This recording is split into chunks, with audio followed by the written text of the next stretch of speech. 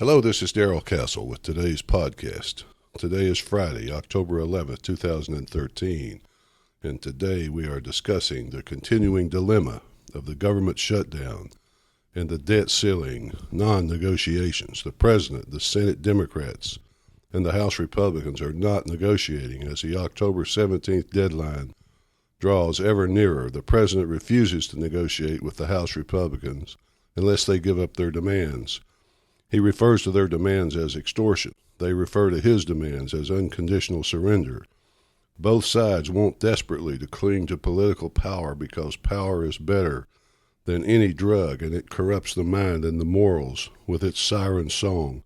The power to run a great empire like the United States is especially sweet because it allows the power holders to extend their power to lie, cheat, steal, and murder to the entire world. No power holder worth his salt will surrender that without a fight. So both sides dig in their heels and hope the American people shame the other side into blinking first. But the American people don't seem to be interested. The New York Times reports that the American people think both sides are wrong, but the Republicans are the most wrong. Other polls show different results, but generally, the media is anxious to find a scapegoat to receive the blame. You may recall from the Bible in Leviticus, a scapegoat was cast out into the desert as part of the Day of Atonement. He took the sins of the people with him out into exile in the desert. Who will be our scapegoat? Who is right and who is wrong? Keeping in mind that neither side really cares about anything except power. Let's look at that question. The Calculus of Consent, Logical Foundations of Constitutional Democracy is a book written by economists James Buchanan and Gordon Tullock. Back in 1962, Wikipedia describes the book as a work that presents the basic principle of public choice theory. Most choices appealed to many different law consumers with varying strengths. An example is a choice of whether or not to raise the debt ceiling. Some voters will strongly support or strongly oppose it. Many do not seem to care at all. If you want the debt ceiling raised, the people who won't benefit from its raising do not want to pay for it. But if you offer them enough, you can get them to agree.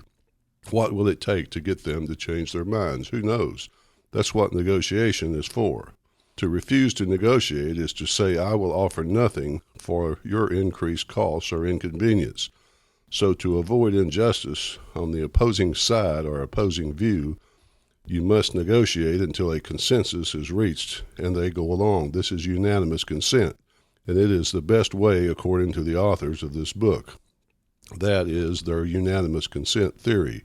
Here we have people who don't care about the public interest. If President Obama cared, would he order the park rangers to, quote, make life difficult for people?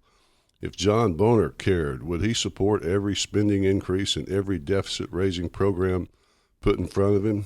No, as we said before, they care about power, its acquisition, its use to increase the power, wealth, and privilege of themselves and their insider friends, who then will ultimately sit in power, who will occupy the seat at the top of the pyramid that appears on the back of the U.S. dollar, who will lead this novo ordo seclorum, as the dollar calls it, the new order of the ages. We can't know for sure who it is or when it is, but we can get a pretty good picture of what it is from the book of Revelation, chapter 13. At least that's the way I see it, folks. Darrell Castle, October 11th, 2013. Until next time, folks, thanks for listening.